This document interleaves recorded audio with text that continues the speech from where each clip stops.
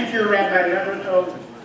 And the community is certainly very blessed with leadership. You know, I heard the name Rabbi Rabibo from a good friend years ago, who was the principal of a day school in the Twin Cities. Mayor Eisman, the Kohen was broken. And he used to rave to me about one of the pillars of the day school movement in the United States of America, Rabbi Rabibo. So it's my pleasure to meet him here tonight, and may you go from strength to strength. The leadership that you have here with Rabbi and Mrs. Levertov, Baruch Hashem, you see the tremendous success in the regions, and we've heard about it. Baruch Hashem, you're blessed. My role in a lot of these evenings, I had a moment with the Rebbe over a half century ago with my parents of blessed memory. We were on a Kinus, and it was a Saturday night, the Motzei Shabbos, and somehow it was early.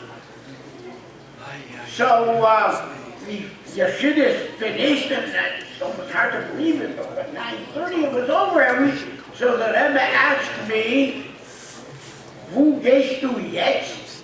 Where are you going now? It's early. So I told the Rebbe, wir gehen auf Melave Malka Mishpachti. We're going on our family Melave Malka. Gehst du auf Melave Malka? Going to Melave Malka. Auf Melave Malka darf man der Mannen der Baal Shem Tov. You have to mention Rabbi Yisrael Baal Shem Tov, the founder of the Hasidic movement. So for maybe 55 years already, wherever I go on a Motzei Shabbos, if it's a Melave Malka like this, or if it's just my wife and myself, we always talk about the Baal Shem Tov and read a story about the Baal Shem Tov. I'm going to tell you a story that I heard from the Rebbe, and I'm sure the Hashluchim here know it.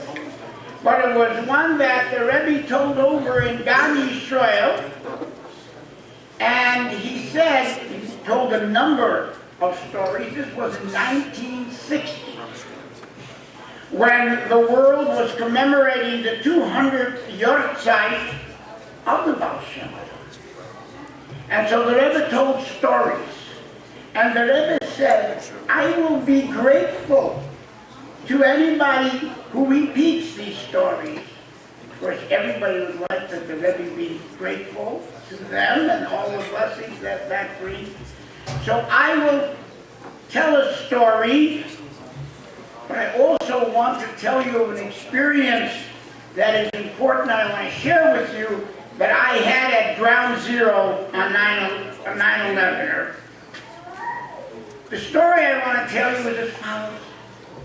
You know, the Baal Shem Tov underscored that there are no coincidences. Everything is by divine providence. Hashluchim pratis. I once in an article about the Baal Shem Tov wrote that the stress of the Baal Shem Tov, the emphasis on Hashluchim pratis, how would you translate Hashluchim pratis? Divine providence. And the Rebbe, the Tzaviyat Kocho, penciled in English, between the word divine and providence, he put in English the word personal. Divine personal providence. It extends directly. So if you hear something, you come upon something, it's a message from God. You have to absorb it and interpret it and apply it, but it's not a random occurrence. You were supposed to see it, and it's a message from the God Almighty. The story is that the students of the Baal Shem Tov were sitting by a fire, on a fireplace, on a warm fireplace with cozy, and outside it was a miserable day. Windy, cold, you know, like our are days that we're blessed in Minnesota. Believe me, I don't mind the heat one bit. Nor do any of my colleagues from Minnesota. But it was a miserable day, muddy, cold, and the Hasidim are sitting and talking Torah when suddenly a peasant sticks his head through the door and says, "Fellas, please, my wagon is stuck in the mud and I need help to pull it out." He sees a whole group of fellas. I mean, this is precisely what he needs. So he says, "Fellas, will you please come out and help me lift my wagon from the mud?" On a scale of 1 to 10 of what the Hasidim wanted to do at that moment, to go outside and slip a wagon out of the mud, that wasn't on the scale. So they politely said, "We'd like to help you, but we don't have the strength. We'd like to help you, but we don't have the strength." The peasant was infuriated. He shouted back to them, but Rebbe said the Russian words, "Moshe, translate, you've got the strength, but you don't want to. You've got the strength, but you don't want to." Just then, the Baal Shem Tov enters the scene, and he hears it, he gets the picture.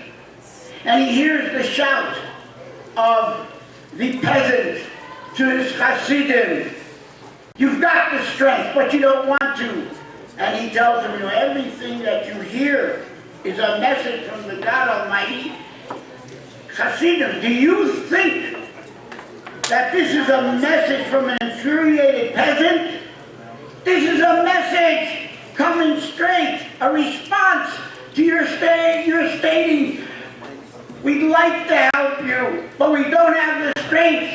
And he's telling you, you've got the strength, but you don't want to.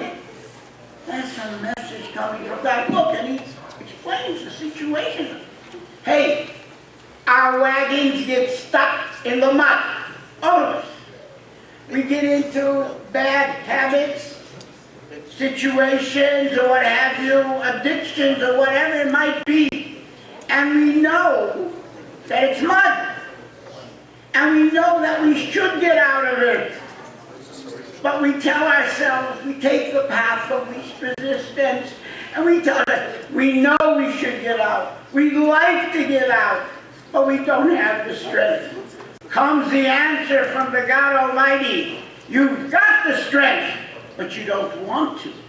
If you would want to, there isn't any quote-unquote mud that you couldn't pick yourself out. So that's a message to me, to the rabbis, to everybody. Each and every one of us have the problems that we deal with. And the message is, if you want to, then you can lift yourself up.